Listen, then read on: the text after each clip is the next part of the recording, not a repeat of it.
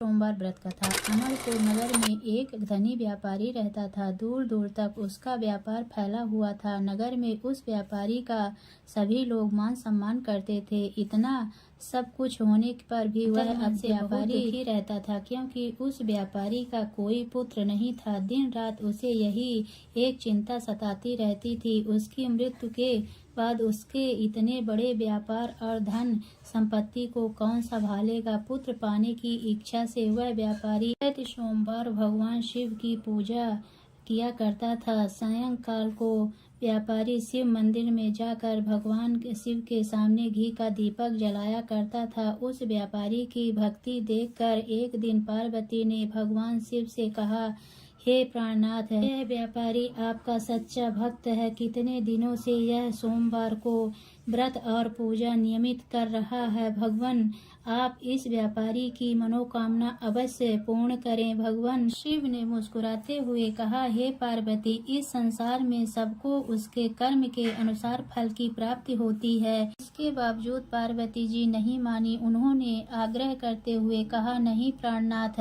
आपको इस व्यापारी की इच्छा पूरी करनी होगी।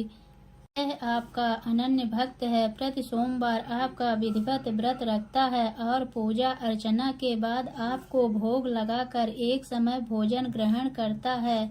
आपको इसे पुत्र प्राप्ति का वरदान देना ही होगा। पार्वती का इतना आग्रह देखकर भगवान शिव ने कहा, तुम्हारे आग्रह पर मैं इस व्यापारी को पुत्र प्राप्ति का वरदान देता हूँ, लेकिन इसका पुत्र 16 वर्ष से अधिक जीवित नहीं रहेगा। उसी रात भगवान शिव ने स्वप्न में उस व्यापारी को दर्शन देकर उसे पुत्र प्राप्ति का वरदान दिया और उसके पुत्र के 16 वर्ष तक जीवित रहने की बात भी बताई। भगवान के वरदान से व्यापारी को खुशी तो हुई, लेकिन पुत्र की अल्पायु की चिंता ने उस खुशी को नष्ट कर दिया। व्यापारी पहले की तरह सोमवार की विधिवत व्रत करता रहा। कुछ महीने पश्चात उसके घर अति सुंदर पुत्र उत्पन्न हुआ। पुत्र जन्म से व्यापारी के घर में खुशियां भर गई। बहुत धूमधाम से पुत्र जन्म का समारोह मनाया गया। व्यापारी को पुत्र जन्म की अधिक खुशी नहीं हुई, क्योंकि उसे पुत्र की अल्प आयु के रहस्य का पता था। यह रहस्य घर में किसी को नहीं मालूम था। विद्वान ब्राह्मणों ने उस पुत्र का नाम अमर रखा। जब वह 12 वर्ष का हुआ तो शिक्षा के लिए उसे वाराणसी भेजने का निश्चय हुआ। व्यापारी के अमर के मामा दीपचंद को बुलाया और कहा कि अमर को शिक्षा प्राप्त करने के लिए वाराणसी छोड़ आओ। अमर अपने मामा के साथ शिक्षा प्राप्त करने के लिए चल दिया। रास्ते में जहाँ भी अमर और दीपचंद रात्रि विश्राम के लिए ठहरते, वहीं यज्ञ करते और ब्राह्मणों को भोजन कराते थे। लंबी यात्रा के बाद अमर और दीपचंद एक नगर में पहुंच उस नगर के राजा की कन्या के विवाह की खुशी से पूरे नगर को सजाया गया था।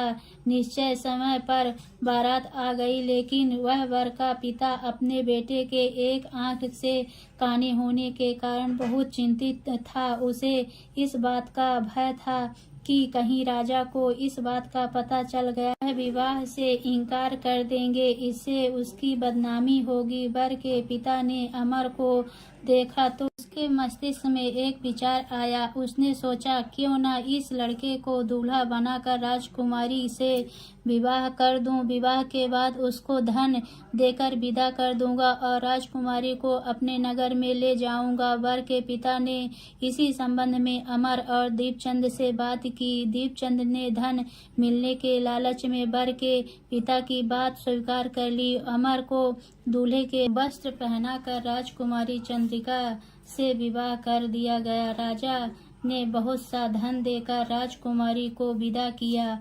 अमर जब लौट रहा था तो सच नहीं छिपा पा सका और उसने राजकुमारी को ओढ़नी पर लिख दिया, राजकुमारी चंद्रिका, तुम्हारा विवाह तो मेरे साथ हुआ था। मैं तो वाराणसी में शिक्षा प्राप्त करने जा रहा हूँ। अब तुम्हारे जिस नवयुवती पत्नी बनना पड़ेगा वह काना है। जब राजकुमारी ने अपनी ओढ़नी पर लिखा हुआ पढ़ा तो उसने काने लड़के के साथ जाने से इनकार कर दिया। राजा ने सब बातें जाकर राजकुमारी को महल में रख लिया। इधर अमर अपने मामा दीपचंद के साथ वाराणसी पहुंच गया। अमर ने गुरुकुल में जाकर पढ़ाई शुरू कर दी। जब अमर की आयु 16 वर्ष पूरी हुई तो उसने एक यज्ञ किया।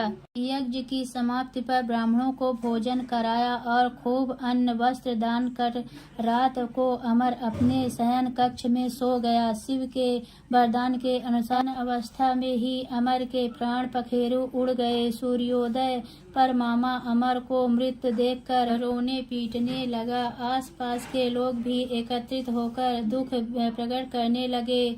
मामा के रोने विलाप करने के ईश्वर समीप गुजरते हुए भगवान शिव और माता पार्वती ने भी सुने। पार्वती जी ने भगवान से कहा, प्राणनाथ, मुझसे इसके रोने की स्वर सहन नहीं हो रही, आप इस व्यक्ति के कष्ट अवश्य दूर करें। भगवान शिव ने पार्वती जी के साथ अदृश्य रूप से समीप जाकर अमर को देखा तो पार्वती जी से बोले, पार्वती जी, यह तो उसी व्यापारी का पुत्र है। मैंने उसे 16 वर्ष की आयु का वरदान दिया था, इसका आयु तो पूरी हो गई। पार्वती जी ने फिर भगवान शिव से निवेदन किया, हे प्राणनाथ, आप इस लड़के को जीवित कर, नहीं तो इसके माता पिता पुत्र वियोग में प्राण दे देंगे। इस लड़के का पिता तो आपका परम भक्त है, वर्षों से सोमवार का व्रत करते हुए आपको भोग लगा रहा है। पार्वती जी के आग्रह करने पर भगवान शिव ने इस लड़के को जीवित होने का वरदान दिया और कुछ ही पल में वह जीवित होकर उठ बैठा। शिक्षा समाप्त करके अमर मामा के साथ अपने नगर की ओर चल दिया। दोनों चलते हुए उसी नगर में पहुँचे जहाँ अमर का विवाह हुआ था। उस नगर में भी अमर ने यज्ञ का आयोजन किया। समीप से गुजरते हुए नगर के राजा ने यज्ञ का आयोजन देखा। राजा ने अमर को तुरंत पहचान लिया। यज्ञ समाप्त होने पर राजा अमर और उसके मामा के महल में ले गए और कुछ दिन महल में रखकर बहुत सा धन वस्त्र देकर राजकुमारी के साथ विदा किया। रास्ते में सुरक्षा के लिए राजा ने बहुत से सैनिकों को भी साथ भेजा। दीपचंद ने नगर में पहुंचने से पहले ही दूत को घर भेजकर अपने आगमन की सूचना भेजी। बेटे अमर को जीवित वापस लौटने की सूचना से व्यापारी बहुत प्रसन्न हुआ। व्यापारी ने अपनी पत्नी के साथ स्वयं को एक कमरे में बंद कर रखा था। भूखे प्यासे रहकर व्यापारी और उसकी पत्नी बेटे की प्रतीक्षा कर रहे थे। उन्होंने प्रतिज्ञा कर रखी थी कि यदि उन्हें अपने बेटे की मृत्यु का समाचार मिला तो दोनों अपने प्राण त्याग देंगे। व्यापारी अपनी पत्नी और मित्रों के साथ नगर के द्वार पर पहुंचा। अपने बेटे के विवाह का समाचार सुनकर पुत्रवधू राजकुमारी चंद्रिका को देखकर उसकी खुशी का ठिकाना न रहा। उसी रात भगवान शिव ने व्यापारी के स्वप्न में आकर कहा, सेठ, मैंने तेरे सोमवार के व्रत करने और व्रत कथा सुनने से प्रसन्न होकर तेरे पुत्र को लंबी आयु प्रदान की है। व्यापारी बहुत प्रसन्न हुआ। सोमवार का व्रत करने से व्यापारी के घर में खुशियां लौट आई। जो स्त्री पुरुष सोमवार का व्रत विधिवत व्रत करते हैं और व्रत कथा सुनते हैं उनकी सभी इच्छाएं पूरी होती है। तो बोलिए भोलेनाथ की जय।